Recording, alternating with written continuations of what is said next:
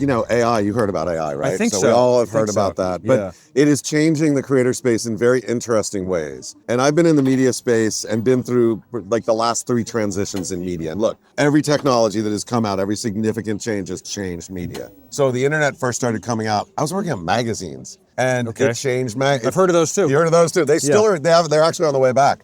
But all of a sudden, anybody anywhere could start a blog, and it was a computer magazine. So, and I had a column in a computer magazine at like 30. I was like, oh, I've arrived. And then the internet showed up, and anybody could have a blog about technology, and they did. When we got to sort of Web 2.0, when like Facebook and others came, it's been 22 years since Facebook came out. Did you know that? That is it launched in wild. 2004. The Facebook. Then everybody could communicate with each other. And we started getting photos, we started getting video out there, and so anybody could do video and TV, and that has disrupted television. We see that happen with Paramount and with HBO and all the legacy players. Audio is in there as well, right? So audio was really early around, in the 90s, we started doing streaming audio.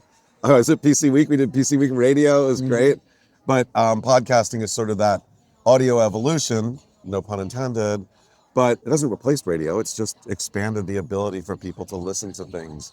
The transition that's happening now with AI is as big a deal as those, because what happened with the internet and with video is distribution got disrupted. Suddenly anybody, anywhere in the world with no friends, no followers, no fans, no subscribers could wake up one morning and say, I'm going to start a channel. I'm going to start a podcast. I'm going to start a video.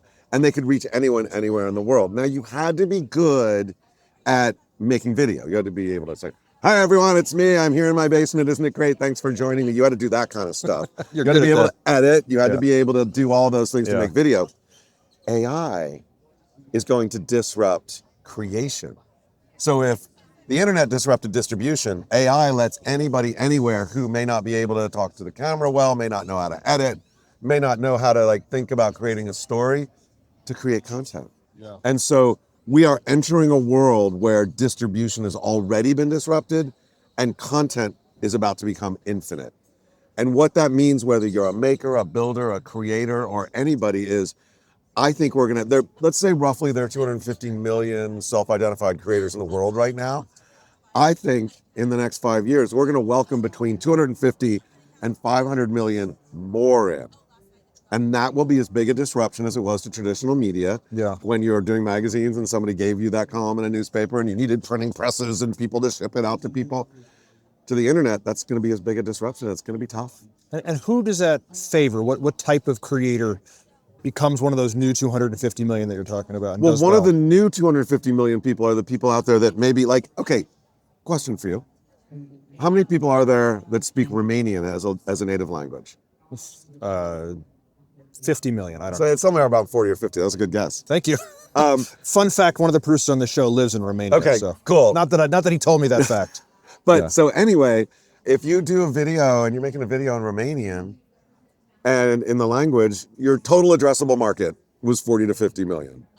But with AI now, it already does a great job translating. It's not perfect. We're moving to the point where it can do lip syncing and translating and face translating and emotional translating along with just words and voice. And so that means that instead of having a TAM of 40 to 50 million, you have a TAM of however many people are on the internet, 7 or 8 billion or whatever the number is. So that's one. But also people who may not want to put themselves in front of the camera. I mean, think about it. Not everybody like you and me are video ready.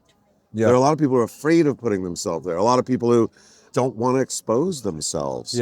And so you'll have the ability to create avatars that are truly avatars that will do that and be you, and you can work with them on it. It is also, just as we saw with print, and when we went from magazines and television to blogs and YouTube, people already working in media who know how to tell stories, who know how to work in these mediums, in these text or video or audio, they will be able to, the ones who are forward thinking and will play around with it and test it, they'll cross the chasm or wake the divide or whatever. They'll make the transition, but so many won't.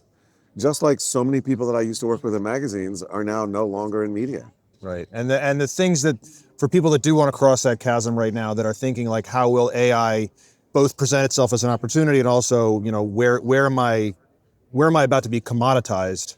What are some of the things they should be playing with right now? Here are a couple things to think about. First of all, you should just be testing and watching everything out there. And by the way, creators are doing that. Epidemic Sound did a survey last year where they found that like 91% of creators are using AI in their workflow at some level. I mean, maybe it's doing ideation, maybe it's doing storyboarding, maybe it's doing editing. So get out there, get in front of those tools, but that's not going to be enough. So as we move to a world where there's so much infinite AI generated content, there's a couple things you can do. One, what makes you human? Yeah. I think being human and having content coming from humans, we're going to have, organic food, right? We have that organic food label. This is organic. It's going to be good for you. Yeah. I think we're going to have an authentic, provable human. I don't know if Yeah. it's going to be like a tattoo on my arm or something. Yeah. Like that. Look, everyone, I'm a real human. Yeah. But that's going to be a really important thing. So when you think about working with and engaging with audiences, whether you're a creator or a builder or whatever, a marketer, think about how you prove that you're human when you're communicating.